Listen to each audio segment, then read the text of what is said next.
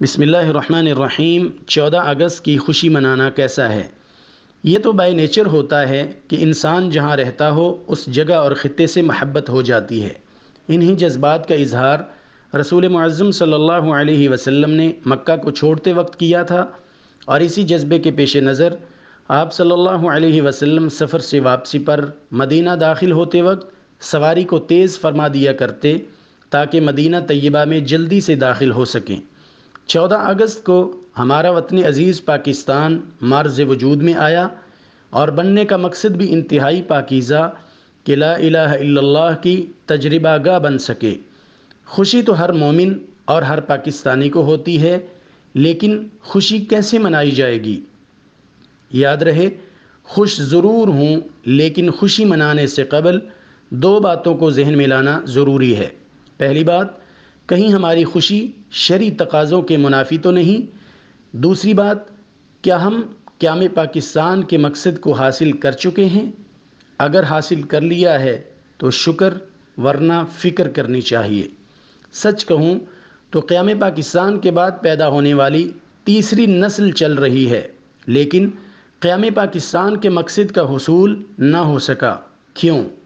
کیونکہ ہماری توجہ، محنت اور لگن اس مقصد کے حصول کی بجائے دیگر غیر نصابی سرگرمیوں کی طرف زیادہ ہے، جس کی ایک جھلک ہم 14 اگست کو یوں دیکھیں گے۔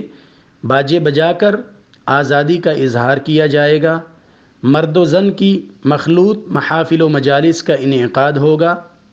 سوچئے، یہ رنگین مجالس کا اہتمام، باجے بجانا، موسیقی سے لبریز محافل، جوانوں کی ون ویلنگ، گاڑیوں اور بائکس کو سلنسر کے بغیر چلا کر رقص کرنا، یہ سب بھلا ان شہداء کی قربانیوں کا مذاق نہیں ہوگا کہ جن کے بچے اس آزاد مملکت کے حصول کے لیے قتل کر دیے گئے، عورتوں کو برہنہ حالت میں مار دیا گیا، اور بزرگوں نے اپنی جان کو قربان کرنا سعادت سمجھا، اور جو کچھ ہوا وہ دردناک کہانیاں سنانے کی ان شہداء کو مہلت بھی نہ مل سکی۔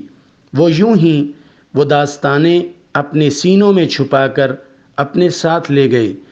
ان کی قربانیوں اور اس عظیم نعمت الہی یعنی پاکستان کی قدر ہے، اور اس پر اگر خوشی ہے تو پھر یوں منائیے۔ سورۃ الانفال میں فرمایا، لعلکم تشکرون، کمزور لوگو یاد کرو کہ ہم نے تمہیں اچھا ٹھکانہ اور پاکیزہ رزق دیا تاکہ تم میرا شکر ادا کرو۔ اور سیدہ ام ہانی رضی اللہ عنہا نے ہمیں بتایا کہ جب مکہ فتح ہوا تو ہمارے کریم نبی صلی اللہ علیہ وسلم نے چاشت کی نماز 2 یا 4 رکعتوں کی بجائے 8 رکعتیں ادا فرمائیں، اور دوسری حدیث میں آتا ہے کہ آپ صلی اللہ علیہ وسلم کو جب بھی خوشی ملتی تو آپ علیہ الصلاۃ والتسلیم رب کے حضور سجدہ ریز ہو جایا کرتے۔ اس لیے آئیں اس دن میں رب کا شکر ادا کرتے ہوئے عبادات میں آگے بڑھنے کا عزم کریں، وطن عزیز کے استحکام اور ترقی کے لیے دعائیں کریں، ساتھ یہ 2 سبق اور 2 عہد یاد کریں۔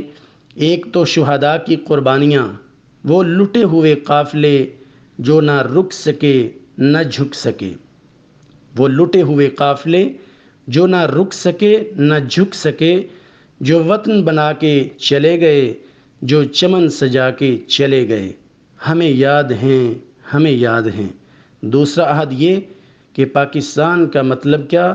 لا الہ الا اللہ، میرے مالک ہمارے پاک وطن، اس کے محافظوں اور اس کی آبرو کی حفاظت فرما، اور اندرونی و بیرونی سازشوں سے اسے ہمیشہ محفوظ فرما۔ آمین یا رب العالمین۔